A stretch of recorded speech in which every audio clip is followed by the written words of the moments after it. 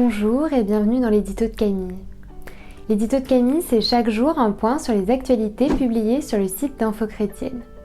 Aujourd'hui, mercredi 24 février, nous allons parler des chrétiens dans la société. Les actualités du jour nous montrent qu'en tant que chrétiens, nous avons un rôle à jouer dans la société. Nous pouvons prendre soin de ceux qui sont dans la détresse, comme nous l'enseignent les Écritures.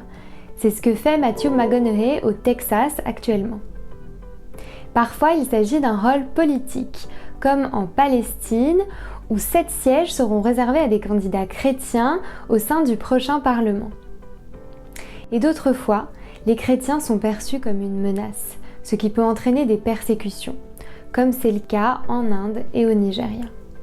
Alors que les États-Unis ont été touchés par une vague de froid historique la semaine dernière, de nombreux États, dont le Texas, se retrouvent dans une situation critique.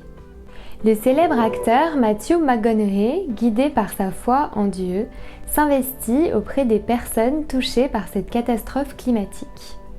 Avec son épouse et par le biais de sa fondation Just Keep Living, il souhaite contribuer aux efforts nécessaires pour aider les habitants du Texas.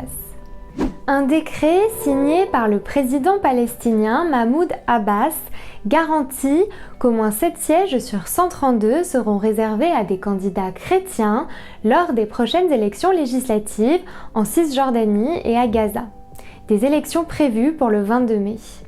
En Inde, alors que la nouvelle loi anti-conversion mise en place par le gouvernement est considérée comme un instrument de persécution visant les chrétiens, l'archevêque de Bhopal estime que cette ordonnance a également des effets positifs.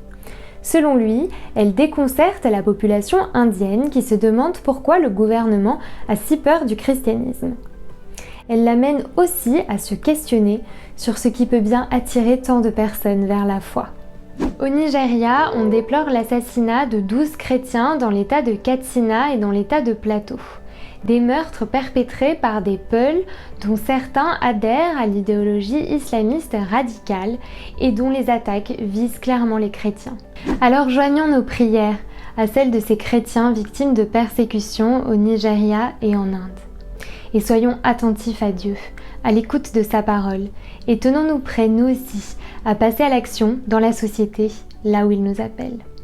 Ce sera tout pour aujourd'hui. Si cette vidéo vous a plu, n'hésitez pas à nous le dire en commentaire, à la liker ou à la partager.